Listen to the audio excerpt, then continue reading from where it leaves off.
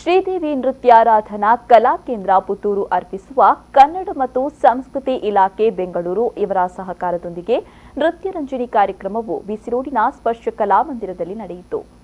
ವಿಧಾನ ಪರಿಷತ್ ಮಾಜಿ ಸದಸ್ಯ ಕ್ಯಾಪ್ಟನ್ ಗಣೇಶ್ ಕಾರ್ಣಿಕ್ ಅವರು ಅಧ್ಯಕ್ಷತೆ ವಹಿಸಿ ಮಾತನಾಡಿ, ಮಕ್ಕಳು ದೇಶದ ಆಸ್ತಿಯಾಗಬೇಕು, ಅವರಲ್ಲಿ ಮೌಲ್ಯವನ್ನ ತುಂಬಿಕೊಳ್ಳಬೇಕು, ಸತ್ಪ್ರಜೆಗಳನ್ನಾಗಿ ಮಾಡಬೇಕು ಅನ್ನೋದು ಸ್ವಾರ್ಥ ತುಂಬಿದ ಹಣಗಳಿಕೆಯೇ ಜೀವನದ ಪರಮ ಗುರಿ ಎನ್ನುವಂತಿರುವ ಆಧುನಿಕ ಶಿಕ್ಷಣ ಪದ್ಧತಿಯಿಂದ ಸಾಧ್ಯವಿಲ್ಲ. ಇದರಿಂದ ಹೊಟ್ಟೆಪಾಡಿನ ಬದುಕು ರೂಪಿಸಬಹುದೇ ವಿನಃ ನಮ್ಮ ಅಂತಃಸತ್ವ ಮಾನವೀಯತೆಯ ಶಿಕ್ಷಣ ಪಡೆಯಲು ಸಾಧ್ಯವಿಲ್ಲ. ಗುರುಕುಲ ಪದ್ಧತಿಯ ಸಾಂಸ್ಕೃತಿಕ ಶಿಕ್ಷಣದಿಂದ ಮಾತ್ರ ಅದು ಸಾಧ್ಯ ಎಂದರು. ಅದರಿಂದ ಮಕ್ಕಳನ್ನ ಈ ಕಡೆ ಕರ್ಕೊಂಡು ಬಂದು ನಮ್ಮ ತಾಯಿ ಬೇರನ್ನ ಪರಿಚಯಿಸುವಂತ ಕೆಲಸ ಮಾಡ್ತಾ ಇದ್ದೀವಿ.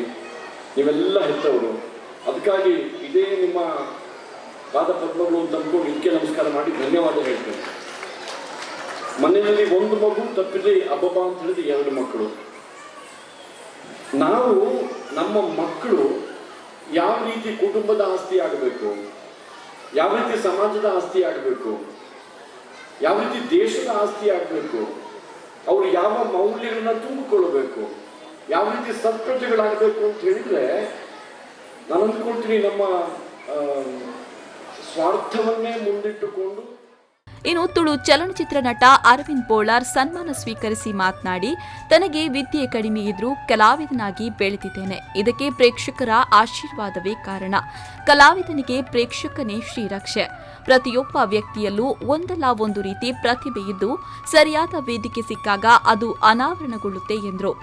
ಈ ವೇದಿಕೆ ಬನ್ನಗ ಗಣೇಶ್ ಕಾರ್ಣಿಕರು ಬನ್ನಗ ಅರಡ ನಮ್ಮ ತೆರಿಯುಡಾಯಿನ ಏತೋ ವಿಷಯಲುಂಡು ನನಗೆ ನಿಕಂಡ ನಮ್ಮ ಬೇತ ವೇದಿಕೆ ಬನ್ನಗ ತರೆ ಕಾರಿಗೆ ಮುಟ್ಟು ಪಾಡೊಂದು ಡೈರೆಕ್ಟ್ ಬರ್ಪ ಈ ವೇದಿಕೆ ಬರ್ಪಿಳಕಚ್ಚಿ ದಯಪಂಡ ನಮ್ಮ ಪ್ರಪಂಚೋಡೆ ಪನುಲಿ ನಮ್ಮ ದೇಶದಂತ ಭರತನಾಟ್ಯವು ನಮ್ಮ ಮಾನ್ಯತೆ ಕೊರ್ಪಿನಾತೆ ಬೇತ ವೈಕಲ ಮಾನ್ಯತೆ ಇಜ್ಜಿ. ಕಲಾ ಕೇಂದ್ರದ ನೃತ್ಯ ನಿರ್ದೇಶಕಿ ರೋಹಿಣಿ ಉದಯ್ ಪ್ರಾಸ್ತಾವಿಕವಾಗಿ ಮಾತನಾಡಿ, ಕಲಾ ಕೇಂದ್ರದ ಬೆಳವಣಿಗೆಯಲ್ಲಿ ಪೋಷಕರ ಸಹಕಾರವನ್ನ ಸ್ಮರಿಸಿಕೊಂಡರು. ಕಾರ್ಯಕ್ರಮ ಒಂದು ಆಗ್ಬೇಕಿದ್ರೆ ನಮಗೆ ಪೋಷಕರ ಎಲ್ಲರ ಸಪೋರ್ಟ್ ತುಂಬಾ ಅಗತ್ಯ. ಮೊದಲು ನನಗೆ ಭಯ ಆಗ್ತಾ ಇತ್ತು. ನಾವೇ ಇಬ್ರೆ, ನಾನು ಮತ್ತೆ ನನ್ನ ಗಂಡ ಮತ್ತೆ ನನ್ನ ಅಮ್ಮ ಹಿಂದಿಂದ. ಅವ್ರು ಯಾವತ್ತೂ ಒಂದು ಸೀಕ್ರೆಟ್ ಆಗಿರುವವರು, ಎಲ್ಲಿ ಎದುರಿಗೂ ಬೀಳೋದಿಲ್ಲ.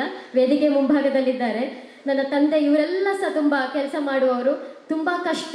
ಕಾರ್ಯಕ್ರಮದ ರಾತ್ರಿ ಮುಗ್ದ್ರೆ ಸಾಕಪ್ಪ ಅಂತ ಅನಿಸ್ತಿತ್ತು ಮೊದಲಿಗೆ. ಈಗ ದೇವರ ದಯೆಯಲ್ಲಿ ಎಲ್ಲ ಪೋಷಕರು ಸೇರಿ ನಾವು ಆರಾಮ ಇರ್ತೇವೆ. ಸಭಾ ವೇದಿಕೆಯಲ್ಲಿ ಭಾರತೀಯ ಸೇನೆಯ ಯೋಧ ಪ್ರಕಾಶ್ ಕೆ, ಅಂತಾರಾಷ್ಟ್ರೀಯ ನೃತ್ಯಪಟು ವಿದ್ವಾನ್ ಕೋಲಾರ್ ರಮೇಶ್, ಚಿತ್ರನಟ ಅರವಿಂದ್ ಬೋಳಾರ್ ಅವರನ್ನ ಸನ್ಮಾನಿಸಲಾಯಿತು.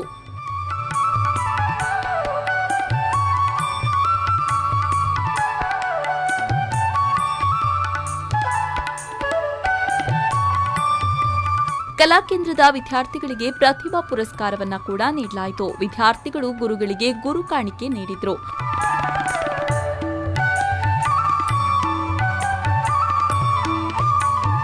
ವೇದಿಕೆಯಲ್ಲಿ ಕರ್ನಾಟಕ ರಕ್ಷಣಾ ವೇದಿಕೆಯ ಕಾರ್ಯಾಧ್ಯಕ್ಷ ಮಂಜುನಾಥ, ಸದಸ್ಯೆ ವನಜಾ, ಬೆಂಚನ ಪದವು ಸರ್ಕಾರಿ ಪದವಿ ಪೂರ್ವ ಕಾಲೇಜಿನ ಶಿಕ್ಷಕಿ ಸುಜಾತ ಕುಮಾರಿ, ಕೇಂದ್ರದ ಸಂಚಾಲಕರಾದ ಉದಯ್ ವೆಂಕಟೇಶ್ ಭಟ್ ಉಪಸ್ಥಿತರಿದ್ದರು. ಕಲಾ ಕೇಂದ್ರದ ವಿದ್ಯಾರ್ಥಿಗಳಿಂದ ನಡೆದ ನೃತ್ಯ ರಂಜನಿ ಕಾರ್ಯಕ್ರಮ ಪ್ರೇಕ್ಷಕರ ಮೆಚ್ಚುಗೆಗೆ ಪಾತ್ರವಾಯಿತು.